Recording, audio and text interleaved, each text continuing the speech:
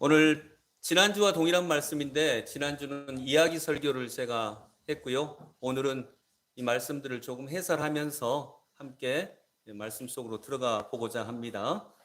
여러분, 뭐든지 진짜에는 있는 것이 있어요. 진짜에는 뭐가 있을까요? 진짜에는 진짜가 있는데 그 말이 겠어요. 네, 진짜에는 항상 유사품이 있습니다. 그렇죠. 네, 진짜에는 항상 유사품이 있어요. 그래서 예를 들면 투자는 좋은 건가요? 나쁜 건가요? 어디 투자하는 거? 좋은 거죠. 뭐 그걸 나쁘다고 얘기할 수는 없죠. 근데 투자에도 유사품이 있어요. 뭘까요? 투기죠, 투기. 여유롭게 사는 것도 역시 좋은 것입니다. 근데 여유도 유사품이 있어요. 뭘까요? 나태한 것. 나태는 또 그 여유의 유사품이고요. 열정도 좋은 거죠. 열정이 있어야죠. 열정도 유사품이 있습니다. 이제 욕심이나 욕망 이런 것들이겠죠. 자, 여러분, 근데 평안도 유사품이 있어요. 평안의 유사품은 뭘까요? 편안입니다. 편안하고 평안은 좀 다르죠.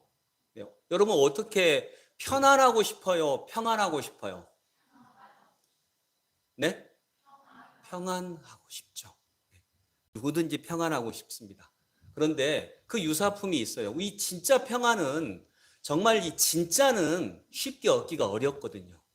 쉽게 오는 것이 아니거든요. 그래서 우리는 때로는 그 유사품에 머물 때가 많이 있어요. 그래서 신앙을 통해서 우리가 진짜 얻어야 되는 것은 평안일까요? 편안일까요? 평안이에요. 그런데 이 평안은 때로는 나를 던져야 하는 것도 있고 내 걸 내놓아야 하는 것도 있고 그러기 때문에 이 평안을 얻기가 힘드니까 대신 유사품인 편안, 예수 믿으면 복받아 라고 하는 걸로 대표되는 편안으로 나아가는 경우도 있다는 것입니다. 근데 오늘 50절 말씀에 보면 예수님께서 너의 믿음이 너를 구원하였다. 어떻게 가거라? 편안히 가라 라고 하셨을까요? 평안히 걸어가라 하셨을까요? 평안히 가거라 이렇게 얘기하셨습니다. 평안히 가거라. 그래서 여러분의 또는 우리 모두의 거친 인생길을 평안히 걸어갈 수 있기를 소망합니다. 그래서 오늘은 우리가 평안하게 걸어갈 수 있기 위해서 어떤 요소가 있어야 하는지 그걸 말씀을 통해서 한번 보도록 하겠습니다. 여러분,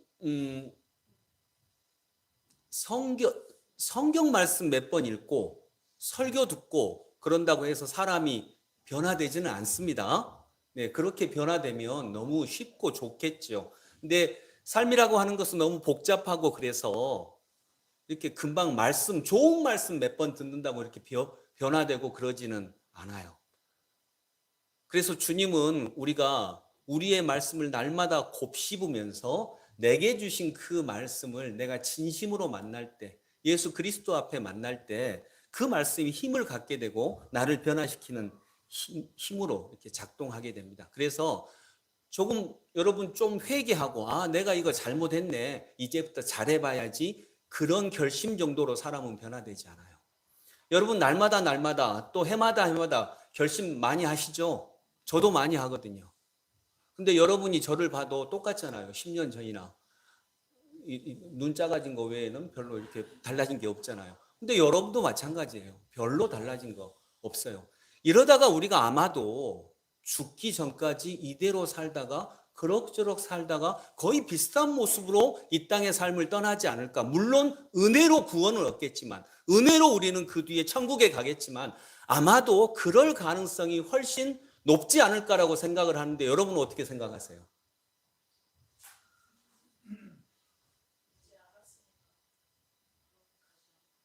네, 그랬으면 좋겠는데 그게 결심하면 될까요? 그래서 결심 차원으로 안 된다는 것을 우리는 많이 경험하고 있죠.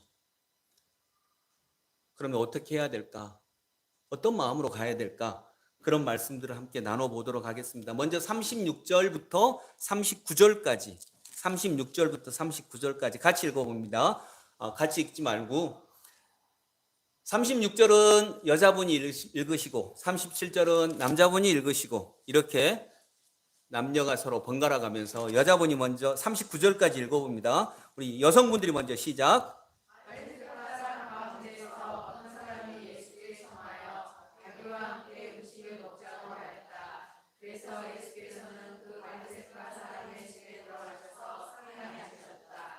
그런데 그 동네에 죄인인 한 여자가 있었는데 예수께서 바리새파 사람의 집에서 음식을 잡수고 계신 것을 알고서 향유가 담긴 옥합을 가지고 와서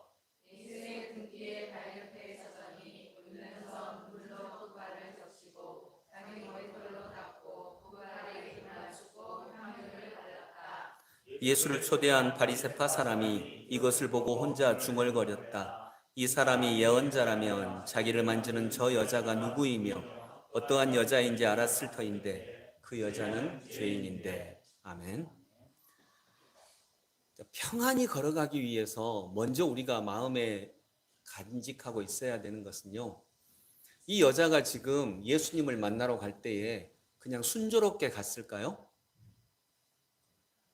의롭다고, 자신을 의롭다고 생각하는 바리새파 사람의 집으로 갈 때 언뜻 생각해서 죄인인 여자가 들어오려고 할 때 들어오세요라고 했을까요? 안 그랬을 거예요.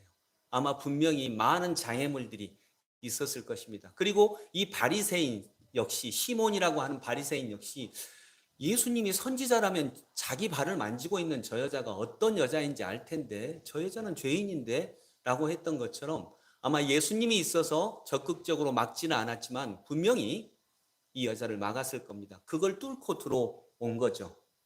거기서 우리가 알 수 있는 것, 여러분, 평안히 걸어가기 위해서 먼저 우리는 평안이 아니라 불편함을 만나야 합니다. 뭘 만나야 한다고요? 불편함을 만나야 해요. 이 여인도 불편함을 먼저 만났습니다. 아마 들어가기가 쉽지 않았을 것입니다. 때로는 굉장히 수모가 섞인 말도 들었을 것입니다. 여러분, 누가복음 19장에 보면 삭개오가 예수님을 만나러 갈 때 그냥 쉽게 만났나요? 아니에요. 삭개오는 뭐가 작았죠? 키가 작아서 예수님을 볼 수가 없었어요. 근데 앞으로 가려고 하는데 사람들로 가득 차서 앞으로도 갈 수가 없었어요. 그래서 어떻게 했나요? 나무 위로 올라갔죠. 그래서 예수님을 만나고 우리가 평안히 걸어가기 위해서는 먼저 만나야 하는 게 불편함입니다. 평안히 걸어가기 위해서 먼저 불편함을 만나야 합니다. 여러분, 술, 담배 하나 끊으려고 해도 얼마나 불편한데. 여러분 마음속에, 여러분 몸속에 바이러스 하나 들어오면 불편해요? 안 불편해요? 엄청 불편해요. 감기 바이러스만 들어와도 얼마나 불편한데요. 근데 예수님이 들어오셨다면 불편할까요? 편안하기만 할까요? 굉장히 불편할 거예요. 그래서 우리가 마음속으로 예배 잘 드리고 저 문을 열고 나가면서 예수님이 따라오려고 하시거든요. 그럴 때 그냥 여기 계세요. 다음 주에 헌금 들고 올게요. 여기 계세요. 오시면 저 굉장히 복잡해요. 진짜 복잡하거든요. 그래서 우리가 예수님 여기다 놔두고 가려고 하잖아요. 여기다 놔두고 가려고 해요. 계시면 많이 불편해요. 말도 함부로 할 수 없고요. 내 모든 것들이 거울에 비친 것처럼 투명해지고. 그래서 많이 불편합니다. 예수님이 들어왔는데 어떻게 안 불편하겠어요? 굉장히 불편합니다. 그런데 그 불편함이 이제 조금 그 불편함이 시간이 가면 정말 평안히 걸어갈 수 있는 능력과 힘을 우리에게 주신다라고 하는 것입니다. 신앙의 길을 평안하게 걸어가기 위해 처음에는 불편해지는 것입니다. 불편하기를 원하지 않으면 평안하게 걸어갈 수 없습니다. 그래서 처음에는 불편해집니다. 그 후에 이전의 기쁨과는 다른 평안이 우리 속에서 솟아날 수 있는 것입니다. 그래서 여러분, 그 불편함의 과정을 지나야 해요. 주인이 바뀌는데 어떻게 불편하지 않겠어요? 제가 그 목포에 부목사 할 때 같은 부목사님 한 분 중에 한 분이 계셨는데 그분이 당뇨병 환자였어요. 저보다 나이는 훨씬 젊은데 10살 가까이 젊은데 젊었을 때부터 당뇨병 환자였어요. 그래서 이제 어느 여름에 부목사님들이 다 어디 수련회를 가는데 영성 수련회를 이렇게 가는데 그 영성 수련장이 산속 깊이 있었어요. 근데 그 목사님이 한 2, 3km 전에 딱 오니까 그 운전하시는 목사님한테 목사님 저 여기서 내려주세요라고 하더라고요. 그래서 왜요? 저 운동해야 돼요. 저 당뇨병 환자잖아요. 저 운동해야 돼요. 그러더라고요. 너무 날씨가 더웠거든요. 그래서 우리가 또 놓고 가기가 미안하잖아요. 우리가 착하니까. 그래서 놓고 가기가 미안해서 에이 그냥 같이 타요. 오늘 하루 안 한다고 뭔 일 있겠어요. 그냥 타세요. 라고 했는데 그때 그 목사님이 뭐라고 했냐면 아니 저는 해야 돼요. 저 안 하면 죽어요. 이랬거든요. 근데 죽는다는데 그러십시오. 죽으십시오. 이럴 수 없잖아요. 그래서 저 안 하면 저 이렇게 안 하면 죽어요 하니까 어쩔 수가 없이 그래요. 운동하고 오세요. 이제 제가 좀 더 성숙했으면 목사님 그럼 저랑 같이 걸읍시다 라고 했을 텐데 그런 생각은 꿈에도 못 했어요. 네. 누가 했으면 좋겠다 이렇게 생각만 했지 꿈에도 못 했어요. 그리고 짠한 표정으로 그래요 목사님 날씨도 더운데 엄청 고생하고 오세요 하고 하는데 이제 우리가 가서 우리는 시원하게 아이스크림 먹고 있는데 오더라고요. 여러분 그런 불편함이 없으면 건강도 유지하기가 어려워요. 아까 그 목사님이 뭐라 그랬다고요? 저 이렇게 안 하면 죽어요. 근데 겉으로 봐서는 그 목사님하고 우리하고 다른 거 아무것도 없어요. 똑같아요. 오히려 몸만 더 커가지고 우리보다 훨씬 건강한 것 같거든요. 근데 그렇게 안 하면 죽어요. 우리의 죄도 마찬가지예요. 우리의 죄악도 마찬가지고 우리가 느끼는 여러 가지 의식들도 마찬가지예요. 겉으로 볼 때는 똑같아요. 그런데 그렇게 안 하면 죽어요. 우리 육신만이 아니라 우리의 영이 죽고 세상이 죽고 우리 가족이 죽어요. 내 영혼이 죽고 그래서 우리 그렇게 안 하면 죽어요라고 하는 불편함이 없이는 우리가 살 수가 없는 거거든요. 그래서 여러분 불편함을 거쳐야 평안히 걸어갈 수 있습니다. 아멘. 여러분에게 불편함이 있기를 소망합니다. 아멘. 안 하잖아요, 일단.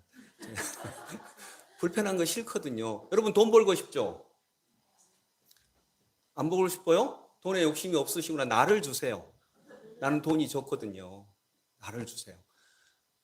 돈 벌고 싶죠? 근데 만일 어떤 사람이 여러분 돈 벌고 싶으면 이렇게 하세요. 여러분 건강하고 싶죠? 뭐 제가 구체적인 얘기 안 해도 건강하고 싶으면 이렇게 하세요. 해요? 안 하죠. 왜요? 우리 애들한테도 너 공부 잘하고 싶지? 그러면 아니요. 저는 목표가 꼴뚝 나는 거예요. 이런 애들은 아무도 없어요. 게임 1등 난 애한테 물어봐요. 전교에서 게임 1등이에요. 그 애한테 여러분 진심으로 물어보세요. 너 전교에서 게임 1등 나고 싶냐? 공부 1등 나고 싶냐? 물어보세요. 뭐 1등 나고 싶은가? 뭐라고 얘기하겠어요? 공부 1등 나고 싶어요. 안 되니까 그냥 게임 1등 하는 것이지. 근데 너 공부 1등 날려면 이렇게 해야 돼. 아침에 일찍 일어나고 선생님 말씀 잘 듣고 이렇게 해야 돼. 근데 해요, 안 해요? 안 해요. 왜요? 1등 나고 싶은 게 아니에요. 부자가 되고 싶은 거 아니고요. 건강하고 싶은 거 아니에요. 그럼 뭐 하고 싶은 거예요? 편하고 싶은 거예요. 우리 인간은 편하고 싶은 거예요. 그래서 우리 영혼이 이렇게 죽어갈 수 있죠. 저도 이렇게 허리 아프니까 집에 가면 운동하고 싶을까요? 우리 집사람이 운동해야지 라고 하지만 저는 알았어. 내일부터 할게. 이렇게 하거든요. 내일부터 하고 오늘만 이렇게 약간 좀 누워있고 당신 무릎 빼고 누워있고 내일부터 한다니까? 그리고 내일이 됐어요. 그래서 왜 운동 안 해? 그러면 제가 뭐라고 하겠어요? 내일부터 한다 그랬잖아요. 내가 내일부터. 내일은 안 와요. 그러니까 내일부터 하면 돼요. 그러니까 인간은 편하고 싶은 거예요. 공부 잘하고 싶고, 물론 공부 잘하고 싶죠. 건강하고 싶죠. 그러나 이 욕망보다 편하고 싶은 욕망이 훨씬 커요. 그래서 불편함을 만나지 않으면 우리는 평안히 걸어갈 수 없는 것입니다. 두 번째로, 평안히 걸어가기 위해서 우리가 불편함을 넘어서서 또 두 번째로 우리가 생각해야 되는 게 뭘까요? 44절을 한번 같이 읽어봅니다. 44절 시작. 그런 다음에 그 여자에게로 돌아서서 시몬에게 말씀하셨다. 너는 이 여자를 보고 있는 거지? 내가 내 집에 들어왔을 때에 너는 내게 발 씻을 물도 주지 않았다. 그러나 이 여자는 눈물로 내 발을 적시고 자기 머리털로 닦았다. 아멘. 여기서 예수님의 굉장히 독특한 행동이 나와요. 자, 44절. 그런 다음에, 시몬하고 얘기를 한 다음에 예수님이 시몬, 바리새파, 자기만이 옳다라고 생각한 바리새파, 내 생각이 옳아라고 생각하는 이 바리새파 시몬에게 말씀을 한 다음에 그 여자에게로 몸을 돌리세요. 그 여자에게로 돌아서서, 근데 누구에게 말씀하세요? 시몬에게 말씀하셨다. 그러니까 누구를 보고 있어요? 여자를 보고 있어요. 그런데 그 말의 내용은 누구에게 하는 말이에요? 시몬에게 하는 말이에요. 이게 아주 독특한 행동입니다. 그 여인에게 돌아섰어요. 그러나 하시는 말씀은 시몬에게 하시는 말씀이세요. 즉 시몬은 나한테 하는 말씀처럼 안 들렸어요. 그런데 나한테 하는 말씀이었어요. 여러분, 이 설교를 들으실 때 내 개인에게 하는 말로 들으시나요? 근데 우리는 그냥 모두에게 하시는 좋은 말씀으로 듣거든요. 그러면 변화는 일어나지 않아요. 내 말씀을 들어야 합니다. 진리를 넘어서는 내 말씀. 그래서 여러분, 진리는 우리가 많이 듣습니다. 진리는 모두에게 하시는 좋은 말씀이에요. 이게 진리예요. 명언이나 격언 이런 것들이 진리겠죠. 이런 말씀들이 진리입니다. 그런 진리 들어야 합니다. 일단 들어야 합니다. 들어서 내가 진리에로 더욱 가까이 가도록 동기부여하고 격려해야 되는 거죠. 그런데 여러분 꼭 기억하세요. 진리만으로는 사람은 변화되지 않습니다. 진리를 많이 들었다고 사람이 변화되지 않습니다. 진리 정도를 들어서는 사람에게 변화는 일어나지 않습니다. 왜냐하면 변화는 힘이 있어야 되는 거니까요. 진리가 사랑하는 사람들을 통해서 내 속으로 들어와 내 말씀이 되어야 진리에게 힘이 생깁니다. 그리고 그 힘 있는 진리가 사람을 변화시키는 거죠. 뭐가 돼야 된다고요? 진리가 내 말씀이 돼야 돼요. 내 말씀. 뭐라고요? 내 말씀이 돼야 합니다. 어떤 심리학자가 그 실험을 해봤대요. 어떤 해수욕장에 엄청 날씬하고 예쁜 아가씨 한 명을 이렇게 딱 둔 거예요. 이 실험입니다.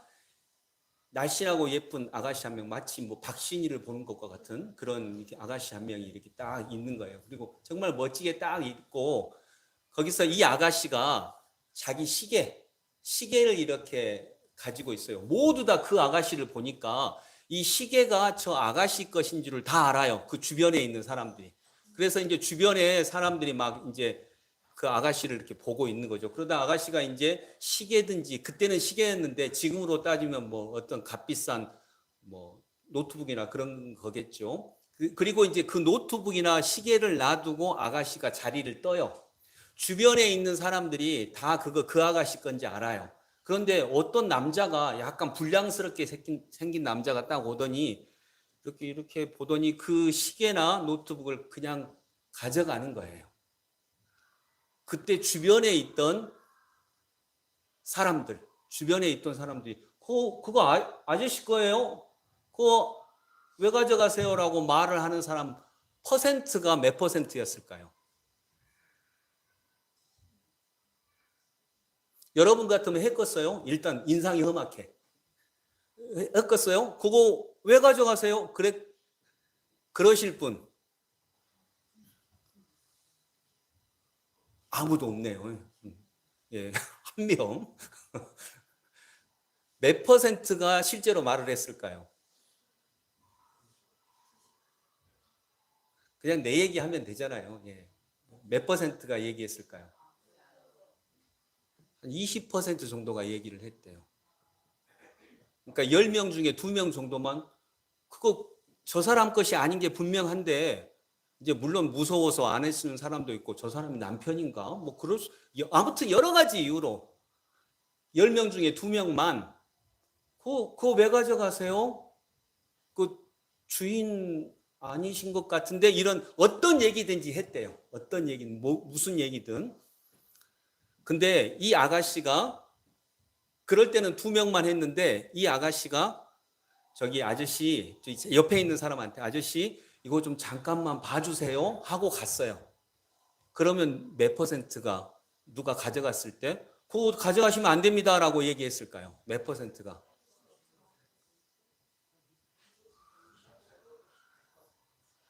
자, 80%, 90%, 100%, 94%가 그거 가져가시면 안 돼요 라고 얘기를 했대요. 왜냐하면 나한테 들었으니까. 내 말씀이니까. 내 말씀이니까. 그리고 나머지 6명은 말 못한 6명은 어떻게 됐을까요? 일단 자리를 떠요. 민망하잖아요. 요거도 먹었잖아요. 그래서 그 아가씨가 오기 전에 자기도 얼른 가요 그냥. 예. 요거도 먹으니까 나중에 분명히 맡겼는데 잃어버리면 안 되잖아요. 그래서 자기도 가는 거예요. 말씀도 내 말씀으로 들어야 여러분 내 말씀으로 들어야 94%가 비록 조금 겁도 나고 그러지만 얘기를 하는 거죠. 겁이 난다라고 하는 말이 뭐냐면 아까 얘기한 대로 주인이 바뀌면 불편하다는 거예요. 힘들고 불편하다는 거예요. 그래서 여러분 하나님의 말씀을 내 말씀으로 들을 수 있기를 간절히 소망합니다. 그래야 우리에게 실제로 말씀 때문에 변화되는 역사가 일어날 것입니다. 우리는 진리만으로는 사람은 절대 변화되지 않습니다. 진리, 여러분 말 친절하게 해야 돼요? 싸납게 해야 돼요? 전화 상담원한테 전화할 때 친절하게 해야 됩니까? 아니면 전화 상담원 뭐 별 높은 직업도 아니고 또 얼굴도 안 보이고 내가 말하고 끊으면 또 뭐 해코지도 없고 그러니까 말 싸납게 해야 돼요?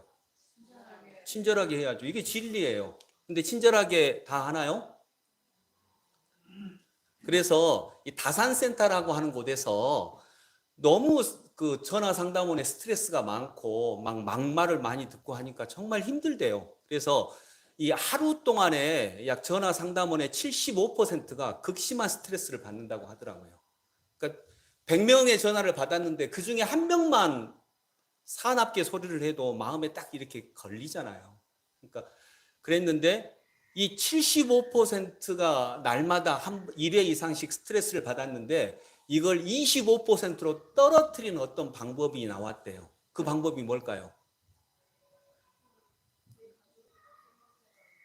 내 가족이다 생각하고. 그래서 딱 받으면 요즘에 그렇잖아요.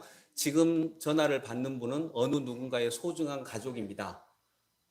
그러면 이제 마음이 착 차분해져서 난 가족한테 불친절하게 하니까 가족한테 불친절하게 하잖아요. 그래서 그래? 만만하구만 이렇게 하고 이제 하죠. 근데 그것이 아니고 정말로 완전히 새로운 방법이 나왔대요.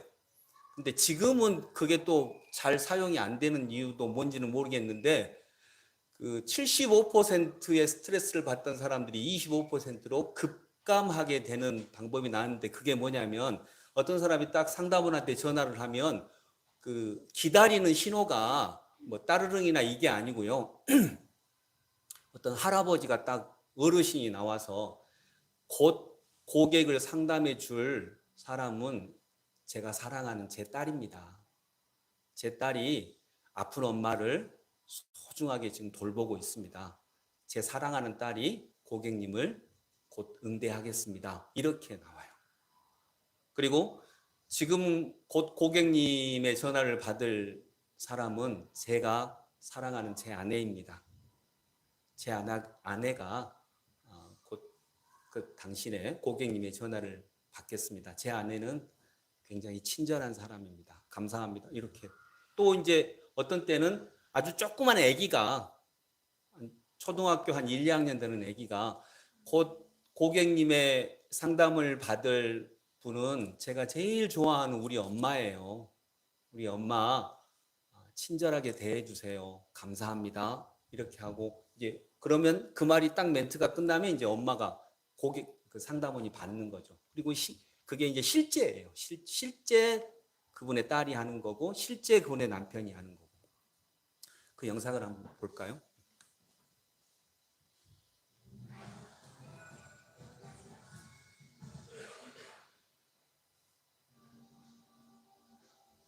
전화 고객센터 상담원들 고객들의 폭언과 욕설에 이 마음의 상처 또는 정신적인 스트레스를 정말 많이 받고 있다. 이런 뉴스 많이 접하셨죠. 가족 목소리로 연결을 시도한 한 회사가 있습니다. 거기 아주 놀라운 변화가 있었습니다. 가족 목소리라니 누구 가족입니까? 먼저 고객센터 상담원들의 고통을 느낄 수 있는 그 얘기를 먼저 들어보겠습니다. 사망 고객들의 목소리, 이런 사람들의 얘기를 하루 종일 들으면서 일하는 고객센터 직원입니다. 들어보겠습니다.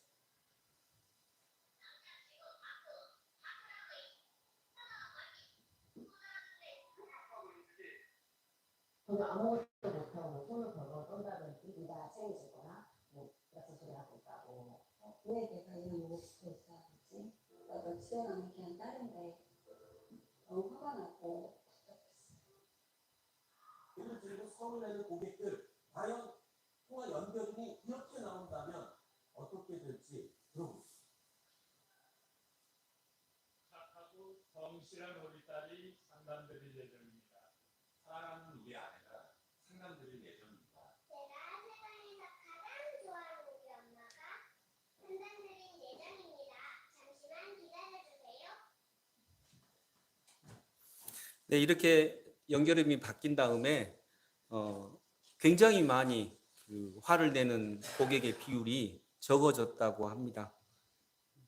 이제 나한테 하는 음성처럼 들리니까요. 또 이제 그 사람의 입장에서 생각할 수 있으니까요.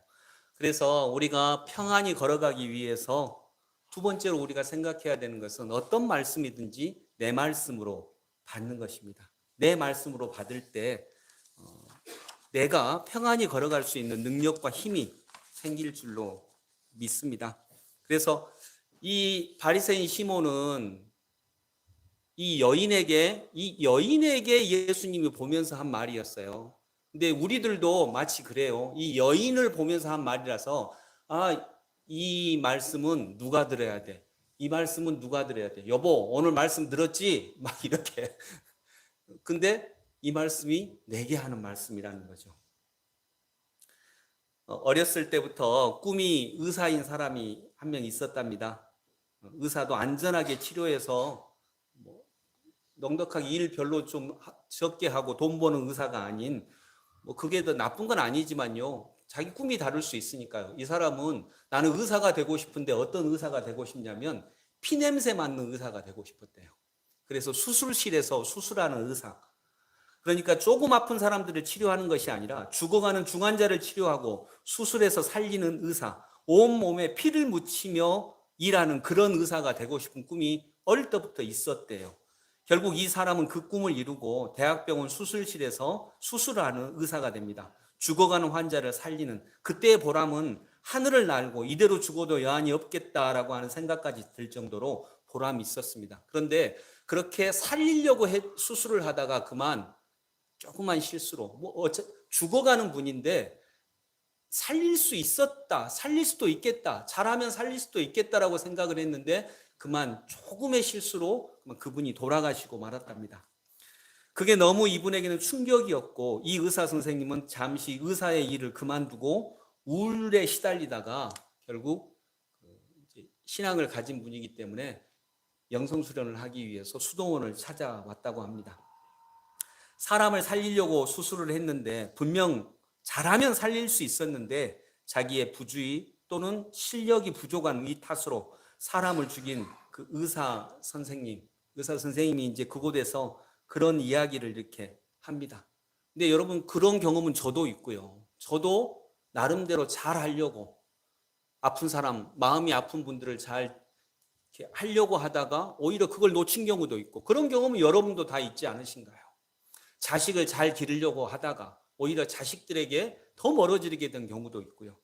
그래서 그 목사님이 자기 경험도 있고 자기도 많이 그랬고 마음의 위로를 받으려고 온 분을 오히려 더 상처를 줘서 가게 된 경우도 있고, 그러니까 그 의사 선생님에게 그렇게 얘기했답니다. 선생님, 그동안 물론 이제 이런 안타까운 일도 있지만 그동안 죽어가는 사람을 살린 일이 훨씬 더 많잖아요. 그래서 잘 하셔서 살렸던 기억만 기억하시고 실패한 것들은 지워버리시고 이제는 놓아버리시죠. 그리고 다시 일하시면 좋겠습니다. 이렇게 얘기를 했대요. 이 세상 모든 일이 다 그렇게 지나가는 거 아니겠습니까? 그러자 그 의사 선생님이 그 목사님에게 막 대들듯이 얘기를 했답니다. 뭐 목사님은 그게 잘 되십니까? 그렇게 쉽게 되십니까? 뭐 목사님은 도통했으니까 그럴지 모르겠는데 나는 안 되던데요. 나는 안 돼요. 나는 내 자신이 그렇게 용서가 안 됩니다.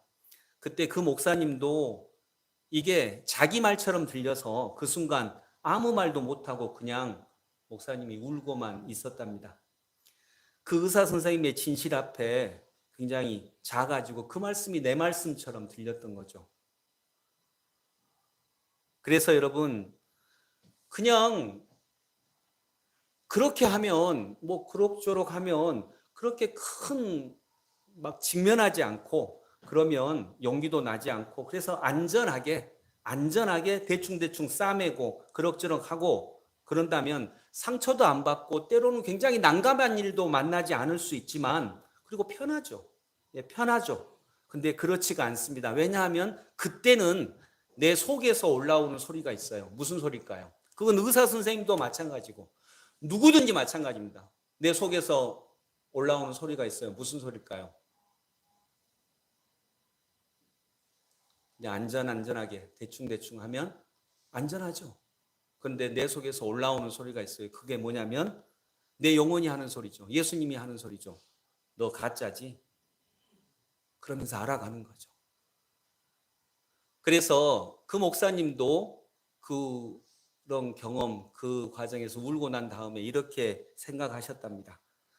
결과는 하나님께 맡기자. 이 결과까지 내가 어떻게 할 수 없는 거죠. 좋은 결과가 날지 나쁜 결과가 날지 그건 내가 할 수 없는 것입니다. 그것은 하나님의 일입니다.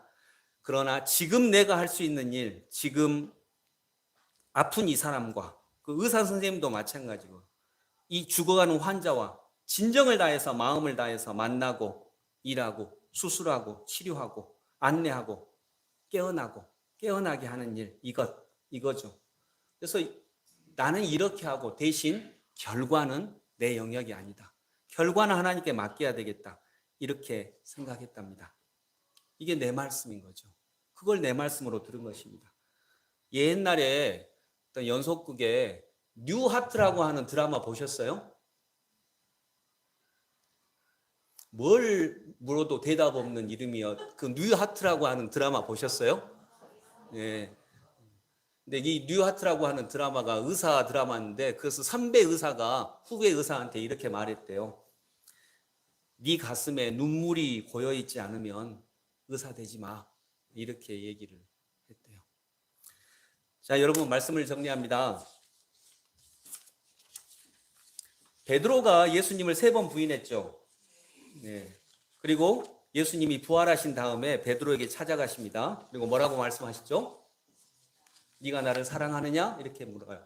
3번을 묻습니다. 3번 부인했기 때문에 3번을 물어요. 그리고 베드로가 나 주님 사랑합니다. 내가 무서워서 주님을 부인했지만 주님 사랑하는 거 주님이 아시잖아요. 이렇게 얘기를 했어요. 그러니까 예수님이 베드로에게 나를 따라오너라 이렇게 얘기하세요. 내 양을 먹이라고 하신 다음에 나를 따라오너라.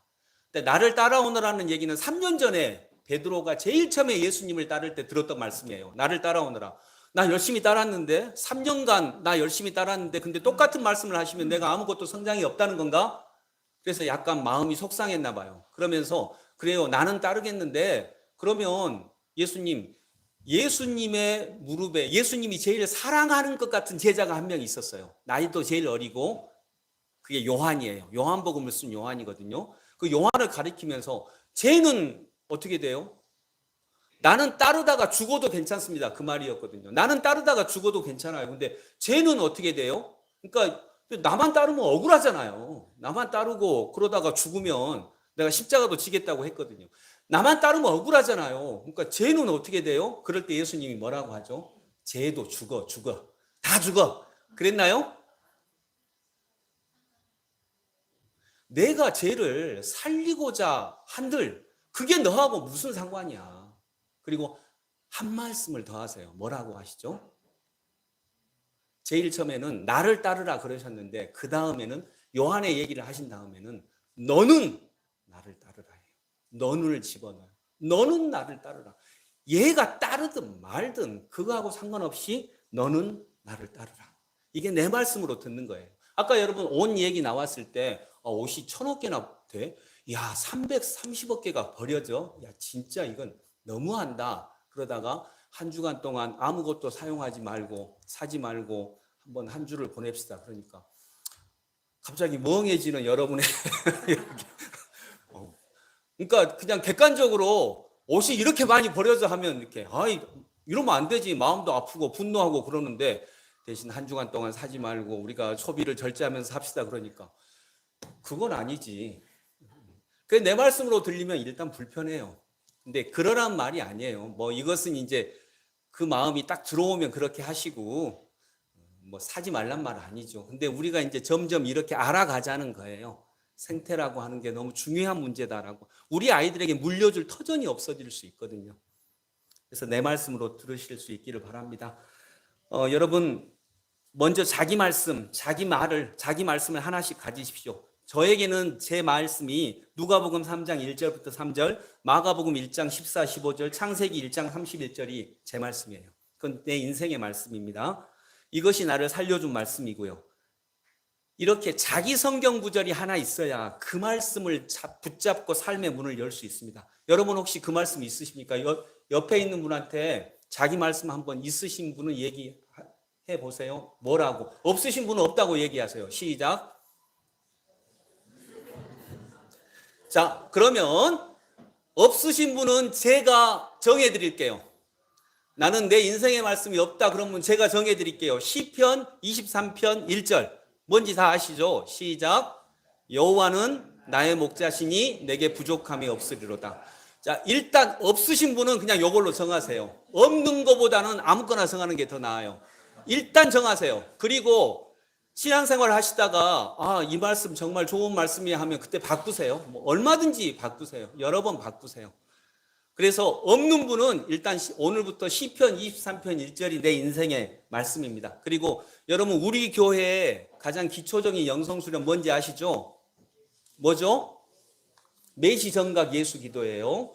우리 교인들의 가장 기초적인 영성수련은 매시정각 예수기도. 그래서 내가 깨어있는 시간에 매시 정각이 되면 1시, 2시, 3시, 4시 이렇게 매시 정각이 되면 어떻게 한다고요? 같이 시작. 하나님의 아들 예수 그리스도시여 이 죄인을 불쌍히 여기소서. 마음에는 평화, 얼굴엔 미소. 이렇게 하시고 자기 말씀을 되뇌이세요. 여호와는 나의 목자시니 내게 부족함이 없으리로다. 아니면 그 주의 설교 말씀, 오늘 같은 경우는 너의 믿음이 너를 구원하였다. 평안히 가거라. 이 말씀 되뇌이세요. 그 말씀이 우리들의 삶을 열어 젖힐 것입니다. 그 말씀이 내 말씀입니다. 그래서 여러분 내 말씀을 가지십시오. 그 말씀 앞에서 함께 울 수 있고 그 눈물이 나를 변화시킬 수 있는 은혜가 있기를 소망합니다. 기도하겠습니다. 우리 같이 한 목소리로 한 3, 40초만 같이 한 목소리로 기도 드리고자 합니다. 주님 내 말씀을 주시옵소서. 그리고 그 말씀을 살아갈 때 조금은 불편할 것입니다. 시작은 불편할 것입니다. 그러나 그 불편함 끝에 있는 놀라운 기쁨도 만나게 하옵소서. 우리 같이 한 목소리로 기도하겠습니다. 아버지 하나님 감사합니다. 주님 말씀을 허락하여 주옵소서. 나의 말씀을 허락하여 주시어서 그 말씀을 따라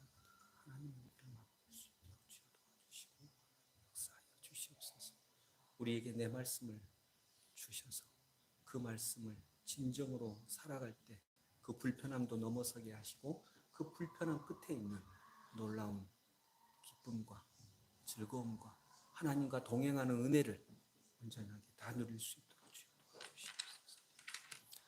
아버지 하나님, 여기 있는 모든 성도들에게 내 말씀을 주시옵소서.